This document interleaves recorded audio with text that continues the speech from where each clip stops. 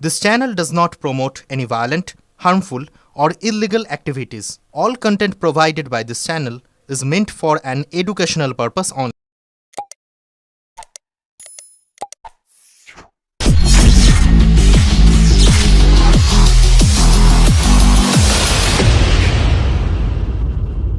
ভারতবর্ষের প্রধানমন্ত্রীজিকে আমি নতমস্তকে প্রণাম জানাই। আমাদের প্রত্যন্ত গ্রাম থেকে একজন মহিলাকে এত দূরে পৌঁছানোর জন্য আমি স্বরাষ্ট্রমন্ত্রী অমিত শাহজিকে প্রণাম জানাই। তার কারণ তিনি বলাগড়ে আমার প্রচারে এসেছিলেন এবং সেখানে এসে তিনি ডিরেক্ট আমাকে বলেছিলেন তোমাকে জিততে হবে, আর আমি জানি তুমি জিতবে।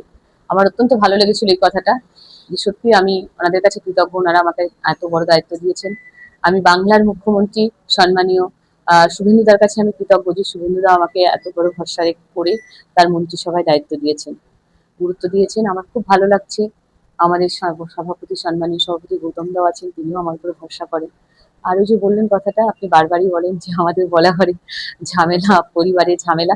দেখুন, একটা পরিবারে থাকতে গেলে কখনো সখনো কারো হয়তো মনটা খারাপ লাগে, তখন সে একটু মনটা খারাপ করতেই পারে, দুটো কটু কথা বলতে পারে, ভাই বোনে মিলে হতেই পারে, মেবি, ওটা কোনো ব্যাপার না। আমাদের পরিবার সংঘবদ্ধ পরিবার, আমরা সবাই একে অপরের সঙ্গে ভীষণ মিলেমিশে থাকি, মিলেমিশে কাজ করি। এটাই হচ্ছে আমাদের ভারতীয় জনতা পার্টি পরিবার।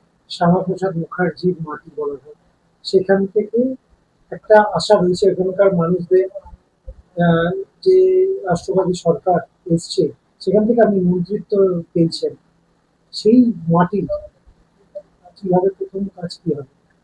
ভীষণ ভালো লাগছে। প্রথমে বলি, শ্যামাপ্রসাদ মুখার্জি মহাশয়, ওনার যে নাতনি আছেন তার সঙ্গে আমার কথা হয়েছে। আজকে আমাকে ফোন করেছিল, নিজেই ফোন করেছিল, তার কারণ ওর সঙ্গে আমার পূর্ব পরিচিত। আমরা একসঙ্গে ট্রেনে করে কলেজ যাওয়া থেকে শুরু করে আমার খুব ভালো বন্ধু দীপান্বিতা, ওর সাথে আমার কথা হয়েছে।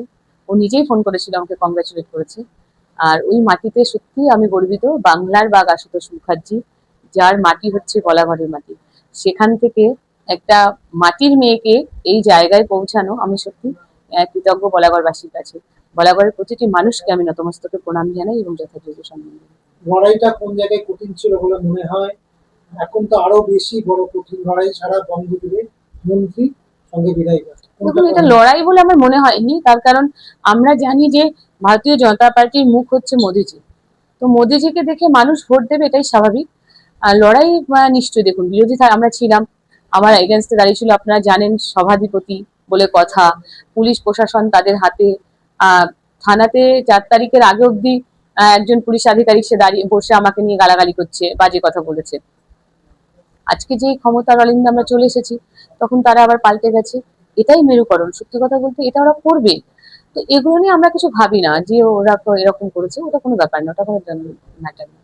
স্বরাষ্ট্রমন্ত্রী আসাটা কি একটা অক্সিজেন ছিল? হ্যাঁ, আমি আমি আমি চেয়েছিলাম যে উনি আসুক। আমার কাছে চাওয়া হয়েছিল কাকে দিলে ভালো হয়। আমি মোদিজিকে চেয়েছিলাম ফার্স্ট চয়েস, তারপরে চেয়েছিলাম অমিত শাহজি। আমি বলছি দুজনের মধ্যে একজনা হলে আমার, শুভেন্দুদা করে গেছে, তারপরে অমিত শাহজিকে চেয়েছিলাম। তারপরে ওখান থেকে ফোন এসে বলেছিল যে হ্যাঁ, আমরা ওনাকে, দিল্লি থেকে ফোন এসেছিল, বলেছিল ওনাকে দেওয়া হবে। শুভেন্দু অধিকারী কি একদম সেই চাবিকাঠিটা কি তুলে দিয়ে গেছিল বলাগড় মাটিতে? একদম। দেখুন, শুভেন্দুদা একটা ব্র্যান্ড। শুভেন্দুদার যথেষ্ট দক্ষ সংগঠক এবং তিনি জানেন যে একটা প্রশাসন কি করে চালাতে হয়, সেই দক্ষতা ওনার মধ্যে আছে। তাই পার্টি আমাদের বিশ্বাস করেছেন, ভরসা করেছেন, ওনাকে মুখ্যমন্ত্রী করেছেন। আর আমাদের দৃঢ় বিশ্বাস উনি বাংলার মানুষকে সেই জায়গাটা করে দেবেন যে বাংলার মানুষ চিরজীবন মনে রাখবে যে বাংলার বুকে কি তেমন মুখ্যমন্ত্রী তারা পেয়েছে। শপথের পর দেখা গেল আপনার ছেলেকে গিয়েছিল সবাইকে, কি বললো মা? মা যে মন্ত্রী হলো এটা নিয়ে কি বলছে? অ্যাকচুয়ালি ও তো পলিটিক্সটা অত বেশি ইয়ে করে না, ও সবসময় পড়ার মধ্যে ডুবে থাকে।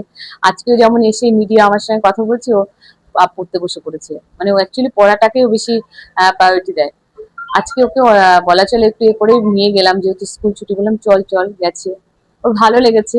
ও বলছে মা আমার খুব ভালো লেগেছে। ও নিজেও বাইট দিতে চাইনি, আমাদের যারা গেছে তারা যেহেতু কথা বলে তখন বলেছে ওর ভালো লাগছে। ও বেশ ও নিজেই বলেছে আমি প্রাউড ফিল করছি মায়ের জন্য, মা ভালো কাজ করবে আমি জানি, এটা বলেছে, ভালো লাগছে। একাধিক সমস্যা বড় করে রয়েছে, প্রথম সমস্যা কি দূর করার জন্য আপনি এগিয়ে যাবেন? অনেকগুলো সমস্যা রয়েছে, যে আর্সেনিক জল, গঙ্গা ভাঙন, লাইট, রাস্তা, অনেকগুলো সমস্যা রয়েছে। প্রচুর সমস্যা। বলাগড়ে এমন গ্রাম আছে এখনো ইলেকট্রিসিটি পৌঁছায়নি। বিগত সরকারের প্রচুর ব্যর্থতা, মানুষের ন্যূনতম চাহিদাগুলো পূরণ করেনি। না ঘর দিয়েছে, না পানীয় জল দিয়েছে, না রাস্তা, না কালভার্ট, না ব্রিজ, কিছু করেনি। তো সত্যি কথা বলতে শুধু কালার করে করে ছেড়ে দিয়েছে, নীল সাদা রং করেছে। আজকে তাই মানে পতন হয়ে গেছে। তো আমরা ওটাকে ভিজিট করেছি, 60% মতো কাজ হয়েছে, আর পড়ে আছে। আমি ভিজিটও করে এসেছি, ওটা জানানো হয়েছে ওপরে। সেটা আমরা খুব শীঘ্রই পানীয় জলটা বাড়ি বাড়ি পৌঁছে দিতে পারবো, আশা করা যায় খুব শীঘ্রই কমপ্লিট হবে হয়তো।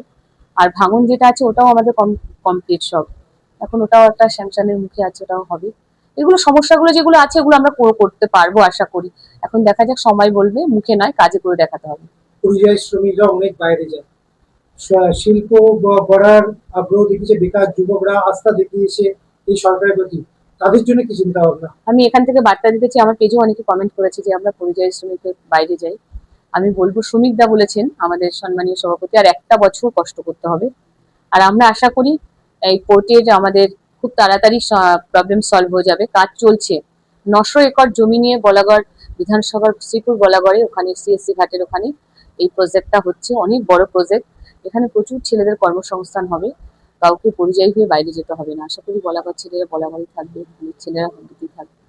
অনেক জায়গায় দেখা গেছে যে বলাগড়ে গিয়ে গভর্নমেন্ট থেকে দেখা যাচ্ছে অঙ্গনওয়াড়ি কেন্দ্রগুলি অনেকগুলি মানে ইন্টেরিয়ারে দেখা যায় যে খাওয়ার বিষয়গুলি খুবই জায়গা পাওয়া যায় না সঠিকভাবে, স্বাস্থ্য এবং অঙ্গনওয়াড়ি ভীষণ খারাপ, ভীষণ খারাপ। অঙ্গনওয়াড়ি আইসিডিএস সেন্টারগুলো ভীষণ খারাপ। আমি নিজে সেদিন ভিজিট করেছি কয়েকটা জায়গায়, সেখানে দেখেছি যে অঙ্গনওয়াড়ি সেন্টারগুলো, বাচ্চাগুলো যেখানে খাবার খাবে সেই জায়গাটা এত অপরিষ্কার। আমি জানি না যারা রান্না করেন তারা তাদের পরিবারের বাচ্চাকে ওরকম জায়গায় রান্না করে খাওয়ান কিনা। আমি তো আমার বাচ্চাকে খাওয়াই না, মানে আমার বাচ্চার প্রতি যদি আমার রেসপন্সিবিলিটি থাকে, আমার উচিত, মানে প্রত্যেকের উচিত, যারা মাতৃসম আছেন তাদেরও সেম রেসপন্সিবিলিটি নিয়ে কাজ করা উচিত। আর সত্যি আইসিডিএস সেন্টারগুলোর ভীষণ অবস্থা খারাপ। আর হবে নাই বা কেন, বিগত সরকার যা ধার দেনা করেছে, মেলা খেলায় যা খরচ করে দিয়েছে, তাতে তো কি করে স্কুলগুলো ডেভেলপমেন্ট হবে আপনারাই বলুন না। কিন্তু এই সরকার দেখেছেন আস্তে না আস্তে কিভাবে কাজ করছে, মানে আপনার সরকার, আমার সরকার, সবার সরকার আজকে কিভাবে কাজ করছে। আগামী দিনে এগুলো আমরা ডেভেলপমেন্ট করবো স্কুলে। প্রথমেই ছিল ভয় আউট ভরসা ইন, সুমন সরকার প্রতি সাংগঠনিক জেলা থেকে বলছে হ্যাঁ বাড়তি চাহিদা থাকবে।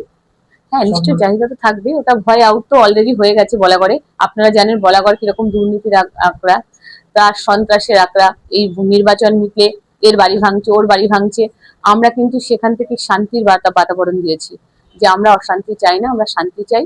আর তৃণমূলের যারা নেতা কাতা আছেন তাদেরকে বলেছি আপনারা শান্তিতে থাকুন, বাড়িতে থাকুন, ঘরে খান, ঘরে ঘুমান, আপনাদের বাইরে বেরোনোর দরকার নেই, পরিবেশে অশান্তি সৃষ্টি করবেন না। আমরা এলাকার মানুষের জন্য যা যা করা দরকার আমরা নিশ্চয়ই করবো, সকলে হাতে হাত থেকে কোমরে কোমরে।